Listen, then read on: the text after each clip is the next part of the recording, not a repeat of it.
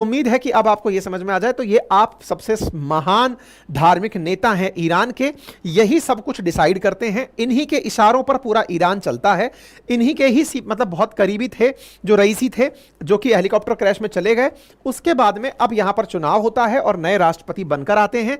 अब न्यूज बनती है इनके बारे में कि reformist law maker Masoud Pezeshkian Iran के प्रेसिडेंट बन चुके हैं या प्रेसिडेंशियल वोट चुनाव जीत चुके हैं। इन्होंने 30 लाख वोटों से जलीली को हराया, 3 करोड़ वोटों ने मतदान किया। ये सारी बातें इसके अंदर बन गई। कुल आबादी जो है ना वो ईरान की लगभग 8.25 करोड़ के आसपास आबादी है। और इस तरह के यहां पर नंबर्स निकल करके आए। पहले चरण में ये सब बातें अब मैं आप लोगों को बता चुका हूं। ठीक है साहब, यहां तक सारी बातें हो गई, सारी बातें मैंने आपको समझा दी, 290 नंबर की सीटें भी समझा दी। अच्छा, इनके बारे में इतिहास बताते हैं कि इनकी पत्नी और बेटी की मौत हो गई थी, उसके बाद आप राजनीति के अंदर एंट्री किए थे। आप पहले भी राजनीति में रह चुके हैं, लंबे समय से राजनीति कर रहे हैं, पहले भी सांसद रह चुके हैं।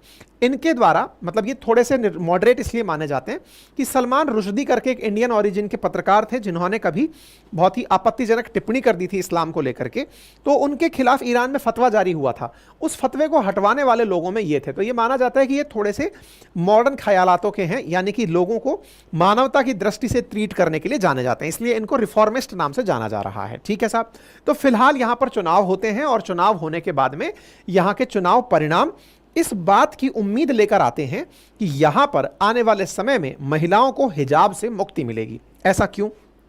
क्योंकि असल में ईरान के अंदर एक नियम बनाया हुआ है, जिसका अर्थ ईरान का अंदर एक नियम बनाया हुआ है कि अगर कोई महिला सार्वजनिक स्थान पर बिना हिजाब यानी कि बिना हैंड स्कार्फ रखे हुए बाहर निकलती है, तो फिर उसको रोकने के लिए पुलिस की व्यवस्था है और वो पुलिस उसके साथ में पनिशमेंट दे सकती है। उस पुलिस का नाम यहां पर मॉरलिटी पुलिस किया हुआ है। और ये जो मॉरलिटी पुलिस है ना, ये मॉरलिटी पुलिस प्रॉपर तरीके से गश्त ए इरशाद नाम से एक प्रकार की पुलिसिंग करती है। और उसका अर्थ यह है कि ये पूरी तैयारी करेगी कि अगर कोई भी व्यक्ति कोई ऐसी हरकत कर रहा है जिसकी वजह से इस्लामिक मान्यताओं को चुनौती मिल रही है, तो उन्हें यह पनिशमेंट देगी। जब इनके देश में कुछ ऐसा ही हुआ तो महसा अमीनी नाम की एक महिला, जो कि आज से 2 साल पहले, उसने स्कार्फ को आधा बांध करके रखा हुआ था। इस तरह से इसके स्कार्फ के बांधे होने पर मोरल पुलिसिंग के द्वारा जब इसे जबरन पूरा सिर बांधने के लिए कहा गया, तो इसने कहा कि ये मेरी खुद की पसंद होनी चाहिए।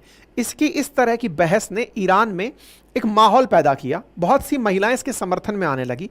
पुलिस ने इसको मारा पीटा और इसकी पुलिस कस्टडी में मौत हो गई। इसके चलते ईरान में जबरदस्त प्रोटेस्ट हुए, इतने प्रोटेस्ट हुए कि उस प्रोटेस्ट के परिणाम स्वरूप अमेरिका जैसे देशों में एक बड़ा मुद्दा बन गया। इस प्रोटेस्ट में यह कहा गया कि कोई महिला और महिलाओं ने अपने हैंड स्कार्फ उतार उतार के फेंक दिए, जला दिए, अपने स्कार्फ जला दिए। और महिलाओं ने यह कहा कि महसा अमीनी अपनी अभिव्यक्ति की आजादी के लिए मारी गई है। हालांकि ईरान ने अपनी तरफ से बहुत सख्तियां बरती, ऐसे ऐसे एआई सेंसिटिव कैमरे लगा दिए कि अगर कोई महिला हिजाब में नहीं है या फिर उसने स्कार्फ नहीं पहना हुआ है, तो उन्हें पुलिस कैमरे से ही ट्रैक करके निकाल ले रही थी। हालात ये हुए कि अमेरिका और इनके बीच में काफी ज्यादा इस बात को लेकर के भी टकराव हुआ कि आप महिलाओं के साथ ऐसा क्यों कर सकते हैं। यूरोपियन यूनियन ने ईरान पर सैंक्शंस लगाए कि आप ऐसा क्यों कर सकते हैं। खैर कोई नहीं, ईरान ने अल्टीमेटली अपने इस नियम के चलते लगभग 229 लोगों को फांसी पर लटका दिया, जो कि हिजाब नहीं पहन रहे थे। और ये ज्यादा पुरानी बात नहीं है, मात्र 1 साल पुरानी बात है, मतलब 7 महीने पहले पुरानी बात है। आप इससे अंदाजा लगाइए, ठीक है ना। और कम से कम 500 सिविलियंस मारे गए थे इस पूरी घटना में। हालात ये हुए कि ईरान से पढ़ी लिखी महिलाओं ने देश छोड़ना शुरू कर दिया।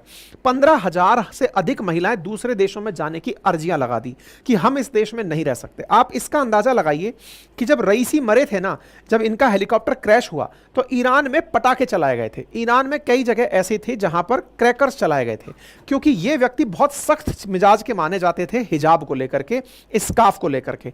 अब जब वो स्कार्फ की बात के ऊपर इन्होंने चुनाव लड़ा, तो इन्होंने साफ साफ अपनी तरफ से यह कहा कि मैं इसे आपकी इच्छा पर छोड़ूंगा। तो इस बात से बहुत सी महिलाएं इनके साथ कनेक्ट हो गई और ऐसी स्थिति में महिलाएं जो है वो आगे आई वोट देने के लिए और चुनाव प्रचारों में बाकायदा स्कार्फ उतार उतार करके उन्होंने चुनाव प्रचार किया। तो यह अपने आप में एक बड़ी बात है। और दूसरा, चूंकि हिजाब को उतारना जिसमें अमेरिका का पूरा सपोर्ट था, ऐसी स्थिति में अमेरिका के साथ इनके संबंधों को बहुत ही लाइट माना जाएगा। मतलब यह कहा जाएगा कि ये रिफॉर्म करेंगे और रिश्ते सुधारेंगे। इस तरह के इन्होंने अपनी तरफ से पहले भी काफी वादे किए हैं। ठीक है साहब, तो पूरी दुनिया, खैर अब बड़ा सवाल यह है कि साहब ऐसी स्थिति में तो ईरान का अब इजराइल के प्रति क्या रवैया रहेगा। मैंने आपसे पहले ही कहा खैमनेई जो चाहेंगे वही होगा, लेकिन कुछ मामलों में ये राष्ट्रपति के पास भी काम दे देते हैं कि बेटा तुम भी करो अपने स्थान पर। तभी तो ईरान के राष्ट्रपति के चुनाव को अमेरिका कहता है कि ये फ्री और फेयर इलेक्शन नहीं है। क्यों नहीं है? ऑब्वियस सी बात है, क्योंकि जनता जिस व्यक्ति को चुन रही है उसके पास कंप्लीट पावर नहीं है। कंप्लीट पावर तो एक धार्मिक नेता के पास है, वो देश चला रहा है। तो ऐसी स्थिति में अमेरिका इन चुनावों को अपने द्वारा एंडोर्स नहीं करता है, लेकिन फिर भी ईरान में जो व्यवस्था 1979 से चली आ रही है उसी व्यवस्था के तहत नए राष्ट्रपति बनकर आ चुके हैं। बड़ा सवाल भारत के प्रति क्या रवैया रहेगा। मैंने फिर से ही कहा, रईसी जो खैमनेई के समर्थक थे उनके द्वारा भी भारत के साथ अच्छे संबंध रखे गए।